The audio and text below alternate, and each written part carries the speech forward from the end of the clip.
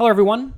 This is Jonathan Little. I'm here today with episode 146 of Weekly Poker Hand. I cannot believe we have 146 episodes, but here we are. So in this hand, I get ace-queen offsuit under the gun, playing 400, 800, and I like to raise to 2,000, so 2.5 big blinds out of my relatively deep stack. I think ace-queen is perfectly fine to open, and in reality, I'm going to be opening ace-jack and king-queen as well, plus a lot of suited Broadway hands and a few suited connectors and some pairs. Probably not the worst pairs, but most of the pairs. But if your opponents are particularly strong, I actually think it's okay to fold this ace-queen from under the gun. But I'm not folding ace-queen or ace-jack or king-queen at the vast majority of live no-limit hold'em tournament tables, just because a lot of opponents are not world-class. But be aware that as your opponents get better, you need to be pretty snug from out of position. So I open it to 2,000. 50-year-old guy calls from the hijack seat out of his 30,000 chip stack. Now a loose aggressive kid in the small blind makes it 7,800. So I made it 2,000. We got called. Then a loose aggressive kid with 80,000 chips in the small blind makes it 7,800. So I would very normally call in this spot. Let's pull up the float the turn range analyzer actually. And let's try to figure out what we want to do in this spot. So we have 4 betting range, 4 bet for value. We have 4 bet as a bluff. And then we have a calling range. So let's think about our range. If you're not watching this, by the way, at jonathanlittlepoker.com/WPH, definitely do that. I think that is going to be very beneficial for this video. Let's go through and give myself a calling range. This is roughly what I'm opening with. We actually need one more color here for fold. So like I said, I'm opening these hands, and maybe I'm opening these hands. So this is roughly my range. Now I have to decide if I want to put some of these hands into the 3-bet as a bluff range. So I think we can very confidently call with pocket fives or better. Ace-10 suited, maybe that also goes in the fold range. Ace-jack, king-jack, queen-jack suited, all are fine to play. Aces, king, queens, ace-king are all fine to play. So what do we do with everything else? The hands in red are pretty obvious. Hands in green, I think, are also pretty obvious, although you could certainly turn some of these into a bluff, like maybe 8-7 suited, you bluff it. Maybe pocket fives, you bluff it. What do we do with ace-10 suited, king-10 suited, queen-10 suited, ace-queen offsuit, king-queen offsuit, and ace-jack offsuit? Well, the first thing worth mentioning is you want to have some sort of a folding range. I think it's fine to fold. Do not think that you cannot fold to a 3-bet. It's perfectly fine to fold to a 3-bet.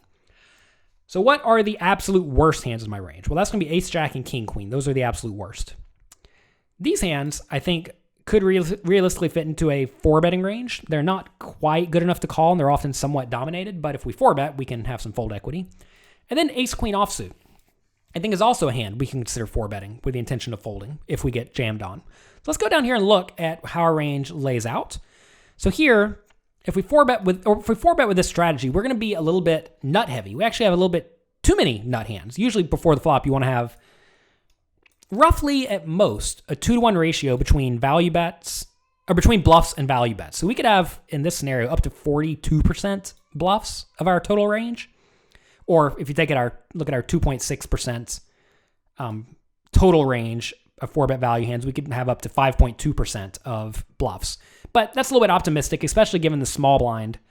The small blind elected to 3-bet us. That's going to be typically a strong range. So we should shy towards premium. We should try towards value hands when we're 4-betting, I think. But we could still be like 50-50. I think that's perfectly fine. So really, we could even add in a few more bluffs in this scenario. So maybe we add 8-7 suited, pocket fives in as our bluffs. Also, I want to make it clear, every hand that's not selected, I'm just folding before the flop. So we're folding the smallest pairs, folding all these junky Broadway hands, folding the ace-x suited, etc. So if we do this, now we're up to 23%, so 50-50 between bluffs and value bets. 21.3% for both. And I think this is pretty nice. This is roughly what I would do on average. So a lot of people look at this and think that ace-queen must be called because it's obviously a decent hand, but I think it's okay to 4-bet it with the intention of folding, especially if you think the small blind will always 5-bet or fold, and when he's 5-betting, he almost always has a good hand. And you'll find that ace-queen actually doesn't do so well versus good hands. We could also bluff with hands like king-jack suited. I think that's reasonable. 9-8 suited, 10-9. I mean, we could 3-bet or 4-bet with all these if we feel so inclined. You could 4-bet with these. But as you start doing this, now we are getting a little bit aggressive in terms of 4-betting. Also notice we're not folding that often, but I think that's okay, because really if you think about our range, like which hands are bad in this strong under the gun range? Well, it's just not very many of them, right? So this is about as aggressive as I would be ever, but typically I'm going to just call with something like this and use roughly this strategy. So let's see what we do this time. This time I just fold. And that's a little bit nitty. But notice, the strategy I'm actually electing to use here is I'm probably not bluffing very much. I'm probably just folding something like this. So I really don't have much of a 4-bet bluff range at all. And I'm electing instead to fold the hands that are going to be very dominated, calling the hands that are reasonable.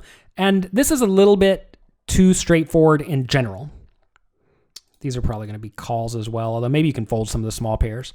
If we use this strategy, notice we're folding 30% of the time, which still is not very much. And if you look at the hands we're folding, they're just the hands that are going to be severely dominated, right? Ace, queen, ace, jack, king, queen, ace 10 suited, king 10 suited, queen 10 suited. And I think that's perfectly fine. So I do fold this time, and it's a little bit snug. It makes our 4-betting range obviously face up and strong, which is a problem, but it doesn't matter if your opponent just has a strong range. Now, sometimes when you're playing live poker, you can just look and tell that your opponent likes his hand, he's not messing around, and he's clearly trying to put his money in good. And if that's the case, fold a lot, right? I mean, this is roughly the strategy I would use in that scenario. Maybe you could even fold out some of these weaker hands here, but I think it's fine to call whenever you're very deep stacked in position, because these hands have a pretty good amount of implied odds versus someone who has an obviously strong hand. Maybe you even want to fold out like king jack suited. But I think aces, kings, and queens are always fine enough to get it all in. You may even want to just call with ace, king offsuit if you feel inclined. If you want to just really strengthen up the range. I'm just showing you how you can strengthen up the range. You can also call with pocket queens if you feel like it. And really, once you start doing this, of calling with everything besides aces, kings, and ace, king suited, you probably just want to go ahead and put aces and kings and ace, king suited in your calling range as well.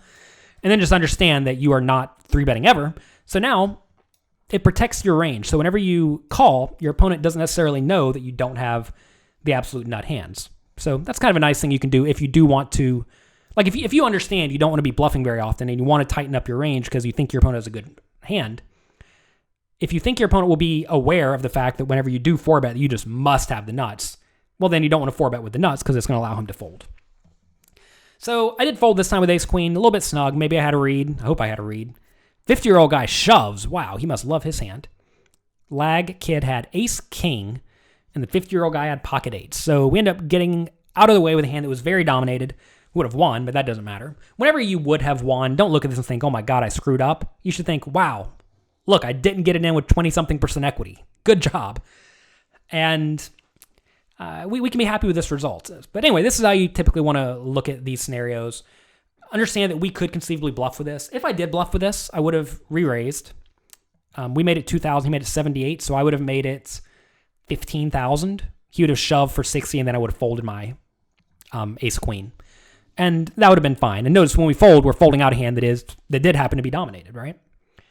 So that's going to be it for this episode of Weekly Poker Hand. I want to thank you for being here. Make sure you check out the educational blogs over at jonathanlittlepoker.com. There I have a lot of content that I've been writing a blog there every week for about 2 years now.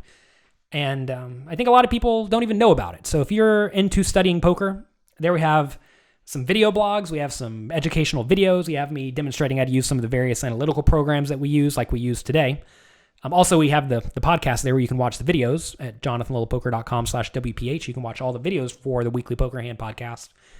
And we have a lot of my training products there for sale as well. So if you want to support this podcast, you'll notice I don't have anything like Patreon, or I'm not asking for donations like a lot of people do.